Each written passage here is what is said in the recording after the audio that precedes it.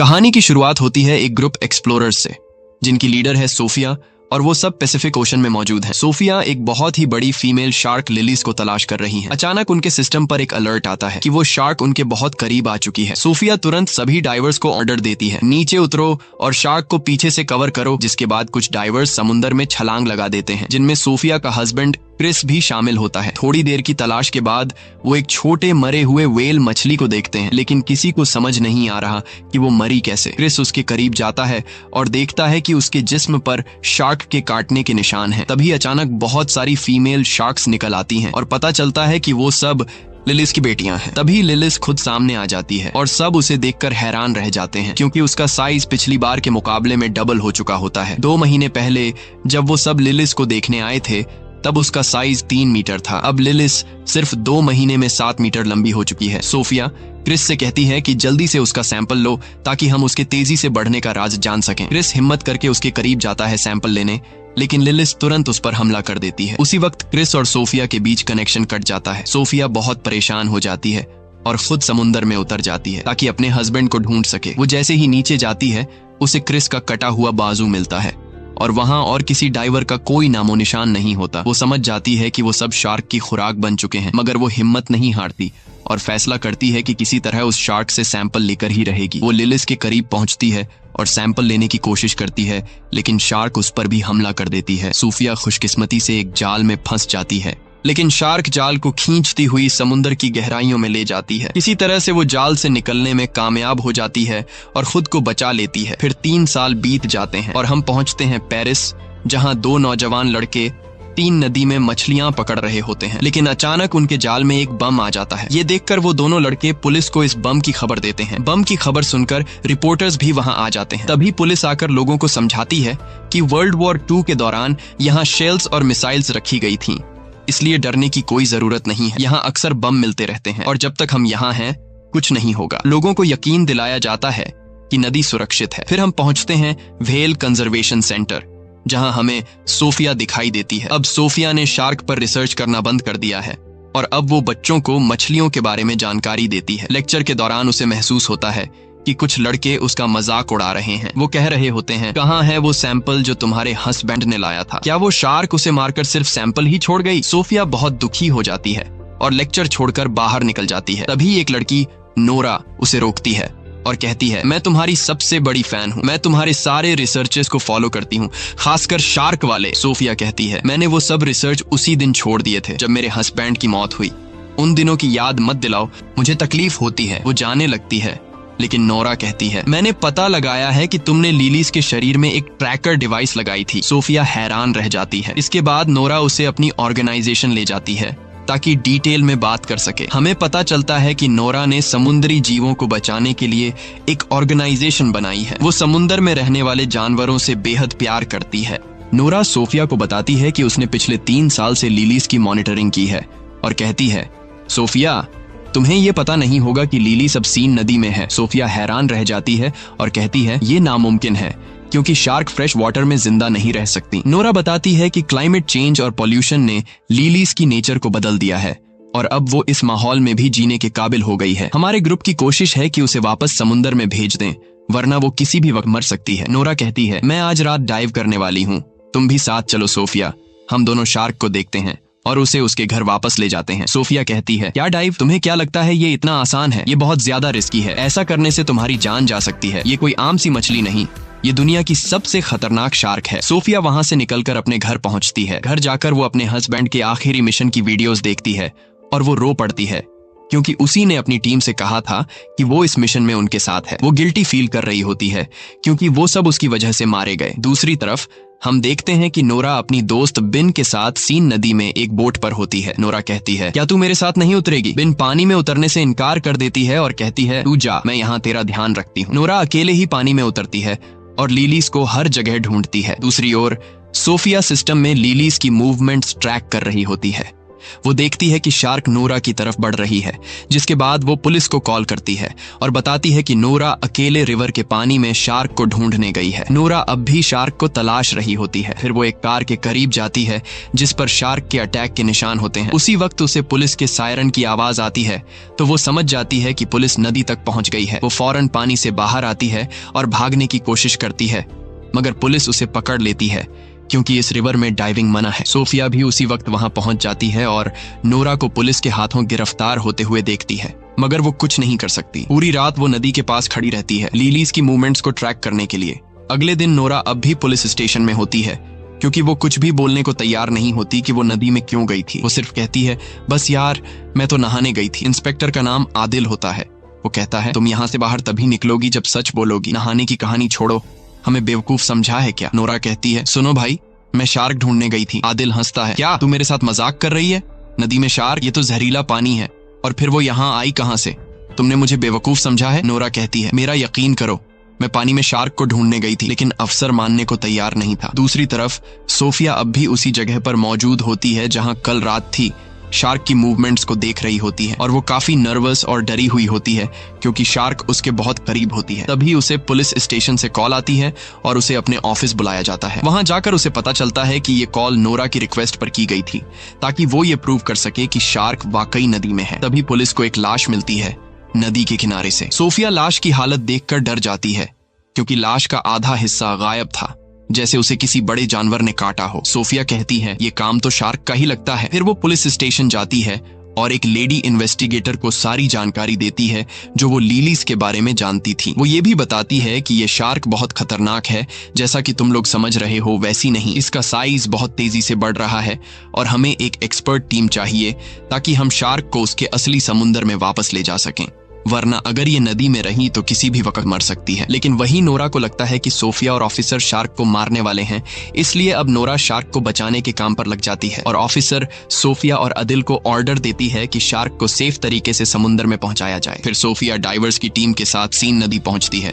ताकि शार्क को पकड़ सके। दूसरी तरफ नोरा भी चुपचाप उनका पीछा करती है और दूर से शार्क की मूवमेंट्स को देखती रहती है। सोफिया और उसकी टीम ट्रैकर के जरिए लिलीज की लोकेशन फिक्स कर लेते हैं। डाइवर्स जल्दी से सूट पहन के नदी में उतर जाते हैं। नोरा को लगता है कि वो लिलीज को मार देंगे तो फौरन अपनी दोस्त बिन को कॉल करती है और कहती है कि वो ट्रैकर सिस्टम हैक कर दे ताकि डाइवर्स शार्क की लोकेशन ट्रेस न कर सकें। बिन उसकी बात मान लेती है और सिस्टम बंद कर देती है। तभी डाइवर्स पानी में लिलीज को तलाश करते रहते हैं और वो लिलीज के काफी करीब होते हैं। उन्हें उसकी मूवमेंट का एहसास होने लगता है। तभी ट्रैकर अचानक बंद हो जाता है और वो उसका लोकेशन नहीं जान पाते। वो सब जल्दी से ऊपर आ जाते हैं इससे पहले कि शार्क उन्हें मार डाले। आदिल हैरान रह जाता है कि ट्रैकर अचानक कैसे बंद हो गया और वो सोफिया से कहता है, मुझे लग रहा है कि ये सब तुम्हारा किया धरा है। कसम से अगर कंफर्म हो गया कि तूने ये किया है तो ये तेरे लिए जिंदगी का आखिरी दिन होगा। सोफिया उसकी बातों से नाराज हो जाती है और वहां से चली जाती है और इत्तेफाक से वो नोरा को दूर से देखती है जो छुप के सब कुछ देख रही होती है। तो वो फौरन समझ जाती है कि उसी ने ट्रैकर का सिस्टम खराब किया है। रात को आदिल अपनी अफसर से बात कर रहा होता है और कहता है कि हमें दरिया के आसपास सब रुकावटें लगा देनी चाहिए जब तक हम उस शार्क तक नहीं पहुंचते। तो वो कहती है कि हम नदी का किनारा बंद नहीं कर सकते क्योंकि कुछ दिनों बाद यहाँ एक बहुत बड़ा रेस फेस्टिवल शुरू होने वाला है जिसे हम किसी भी हालत में रद्द नहीं कर सकते। पता चलता है कि ये फेस्टिवल एक बड़ी स्विमिंग रेस है जो सीन नदी में होने वाली है और इसमें देश के सबसे प्रोफेशनल स्विमर हिस्सा लेने वाले हैं। जाहिर है कि सिटी मेयर इस फेस्टिवल को कैंसिल नहीं करेगी क्योंकि इस पर $1 अरब से ज्यादा खर्च हो चुके हैं। आदिल बहुत मायूस हो जाता है और सोफिया के बारे में सर्च करता है और उसे सब कुछ पता चल जाता है कि उसके आखिरी मिशन के बाद क्या हुआ था। उसका हस्बैंड और पूरी टीम मर गई और वो अब भी खुद को कसूरवार मानती है। आदिल बहुत दुखी होता है कि उसने उसके साथ सख्त बात की और उसे नाराज करके भेज दिया। अगले दिन नूरा एक वीडियो बनाती है जिसमें वो शार्क के साथ हो रहे जुल्म पर बात करती है। वो कहती है कि हर साल लाखों शार्क मार दी जाती हैं ताकि ब्यूटी प्रोडक्ट्स और अमीरों के खाने बन सकें। ये क्रिएचर भी इंसानों की तरह जीने का हक रखती है। वो अपने जैसे नौजवानों से कहती है कि वो उसकी ऑर्गेनाइजेशन में शामिल हों और लेलिस शार्क को समंदर वापस पहुंचाने में मदद करें। सरप्राइज ये होता है कि वीडियो को लाखों व्यूज मिलते हैं और उसकी टीम में सैकड़ों नौजवान शामिल हो जाते हैं। सबका एक ही मकसद होता है, लेलिस को सलामती से समंदर तक वापस ले जाना। फिर आदिल सोफिया से मिलता है और कहता है, मैं माफी चाहता हूँ अपनी बदतमीजी के लिए और वादा करता हूँ कि मैं तुम्हें सिटी मेयर से मिलवाऊंगा। तुम उसे सब कुछ समझाओ। जिसके बाद आदिल सोफिया को मेयर से मिलवाने ले जाता है। सोफिया मेयर को सारा किस्सा सुनाती है और स्विमिंग रेस बंद करवाने की रिक्वेस्ट करती है, मगर मेयर कहती है कि हजारों फौजी वहां पर मौजूद होंगे और फेस्टिवल अपने टाइम पर ही स्टार्ट होगा, कोई शोर शराबा नहीं चाहिए। सोफिया गुस्से में आकर कहती है, ये फेस्टिवल कैंसिल होना चाहिए, वरना तुम सैकड़ों लोगों को मौत के मुंह में भेज दोगी। अगर वो लोग नदी में उतरे तो लेलिस एक एक करके सबको खा जाएगी, और तुम्हें अंदाजा भी नहीं है कि लेलिस दुनिया की सबसे खतरनाक शार्क है जिसे कोई भी काबू नहीं कर सकता। मेयर कहती है, देखो बहन, साफ साफ बात सुन लो, फेस्टिवल कैंसिल नहीं होगा, सरकार ने $1 मिलियन खर्च किए हैं इस पर। फिर मेयर पुलिस को ऑर्डर देती है कि किसी भी कीमत पर उस शार्क को मार दिया जाए। पुलिस सोफिया से मदद मांगती है तो सोफिया कहती है, मैं एक प्लान बनाऊंगी कि हम उसे नदी से निकालकर समंदर ले जाएं, मगर उसे मारा नहीं जाएगा। वो एक प्लान बनाती है जिसमें खास फ्रीक्वेंसीज के जरिए शार्क को ट्रैप किया जाएगा और थोड़ी देर के लिए बेहोश करके उसे समंदर में शिफ्ट कर दिया जाएगा। मगर प्लान शुरू होने से पहले बेन आ जाती है और वो मान जाती है कि उसने ही ट्रैकर सिस्टम खराब किया था और अब उसे पछतावा हो रहा है। लेकिन मसला सिर्फ ये नहीं, नूरा ने लेलिस का लोकेशन ट्रेस कर लिया है और वो आज ही उसे समंदर की तरफ ले जाने का प्लान बना रही है। वो बताती है कि शार्क इस वक्त सीवरेज के टैंक के पास है। वो सोफिया और पुलिस से कहती है कि वो नूरा को रोकें, क्योंकि वहां कुछ नौजवान भी मौजूद होंगे जो नूरा को सपोर्ट करने आए हैं, और वो जगह बहुत खतरनाक है क्योंकि वो सीवरेज एरिया बहुत तंग है। सोफिया कहती है, अच्छा हुआ तुमने हमें ये बताया, और वो यकीन दिलाती है कि वो अपनी दोस्त को बचाएंगी। रात को हम देखते हैं कि नूरा, बेन और ऑर्गेनाइजेशन के बाकी लोग सीवरेज एरिया में पहुंच चुके हैं और मिशन के लिए तैयार हो रहे हैं। बेन थोड़ी नर्वस लग रही होती है, जैसे कुछ छुपा रही हो, मगर वो कहती है, मैं बस तुम्हारे लिए परेशान हूँ। फिर नूरा पानी में उतरती है ये साबित करने के लिए कि शार्क इंसानों के लिए खतरनाक नहीं होती। अब वो लेलिस का इंतजार करने लगती है। उसी वक्त सोफिया, आदिल और पुलिस वहां पहुंच जाते हैं और उससे कहते हैं, फौरन पानी से बाहर आओ, मगर वो लड़की जिद करती है कि वो मिशन पूरा करेगी। सोफिया उस पर चिल्लाती है, जो तुम कर रही हो वो गलत है, ये शार्क तुम्हारी सोच से भी बड़ी है, वो तुम्हारा सोनार डिवाइस और तुम्हें जिंदा खा जाएगी। इसी वक्त नूरा के पास एक शार्क नजर आती है। सोफिया फौरन समझ जाती है कि ये छोटी शार्क लेलिस की बेटी है, लेकिन नूरा बहुत एक्साइटेड होती है और शार्क के करीब जाती है और उसे छूने लगती है ताकि सोनार डिवाइस से उसका पता लगा सके। तभी अचानक आदिल पानी में छलांग लगा देता है ताकि नूरा को बचा सके, लेकिन अचानक शार्क गुस्से में आ जाती है और नूरा पर हमला कर देती है और उसे निगल जाती है। उसी समय पूरे इलाके में हलचल मच जाती है और सभी नौजवान डर के मारे वहां से भागते हैं, और उनका जो फालतू सा प्लान था शार्क्स को बचाने का, वो इन्हें ले डूबता है। अब हर एक बंदा खुद को बचाने की कोशिश में लगा हुआ था, लेकिन बदकिस्मती से जगह तंग होती है और काफी लोग पानी में गिर जाते हैं और लेलिस और उसकी बेटी उन्हें मार देती हैं। हर तरफ पानी में इंसानों के टुकड़े नजर आ रहे थे। सारा पानी खून से लाल हो गया था। जैसे तैसे करके स्विमर थोड़े बहुत लोगों को बचा लेते हैं, लेकिन ज्यादातर लोग वो होते हैं जिनके हाथ या टांगें कट चुकी होती हैं, यानी वो सिर्फ बचा हुआ शरीर वापस ले आते हैं। फिर सब जख्मियों को पीरिस के हॉस्पिटल ले जाया जाता है, जहां सोफिया शॉक में खड़ी होती है और यकीन नहीं कर पा रही होती कि क्या हुआ। वो रोने लगती है, अपने शौहर और पुरानी टीम को याद करती है। तभी आदिल उसके पास बैठता है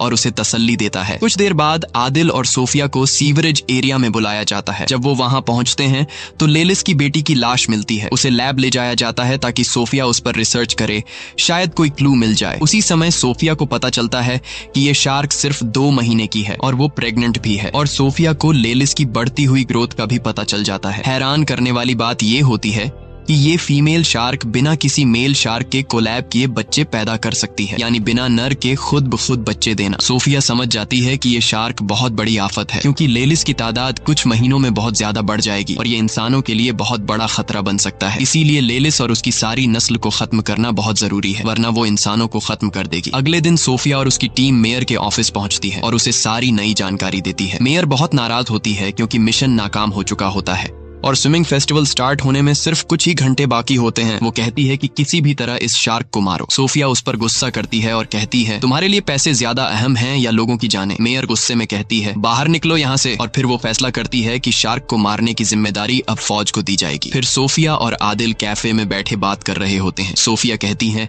अगर फेस्टिवल को ना कैंसिल किया गया तो बहुत बड़ी तबाही हो जाएगी, क्योंकि मेयर पैसों की भूखी है और मुकाबला हर हाल में कराएगी। आदिल कहता है, चलो मिल के दुनिया बचाते हैं। वो दोनों प्लान बनाते हैं कि वो मेयर के बिना शार्क्स को मारेंगे। फिर आदिल अपने दोस्तों से बात करता है और उनसे मदद मांगता है। सब दोस्त राजी हो जाते हैं और एक टीम बनाते हैं। पहला काम ये होता है कि 2 बम एक्सपर्ट्स को बुलाया जाए ताकि वो पानी में डायनामाइट लगाए और उसी से लेलिस को मारा जाए। फेस्टिवल के दिन सोफिया, आदिल और पूरी टीम नदी में गोता लगाती है और शार्क्स की तरफ बढ़ते हैं ताकि बम खास उनके घर में लगा दें। उधर मेयर मेला ओपन कर रही होती है उसे कुछ भी पता नहीं होता आदिल और सोफिया के प्लान का। फौज भी अपनी बोट्स में तैयार बैठी होती है किसी भी हमले के लिए। सोफिया की टीम शार्क के मेन जगह तक पहुंच जाती है और वो वहां हजारों शार्क मछलियां देखती है। सोफिया अपनी टीम को कहती है कि रुक जाए क्योंकि शार्क इंसानी हरकत से खतरा महसूस करती है। दूसरी तरफ मेला शुरू हो जाता है और स्विमर पानी में कूद जाते हैं। सोफिया और उसकी टीम शार्क्स के बीच बम लगा देती है और जैसे ही काम खत्म होता है सब ऊपर जाने की कोशिश करते हैं। तभी एक शार्क आती है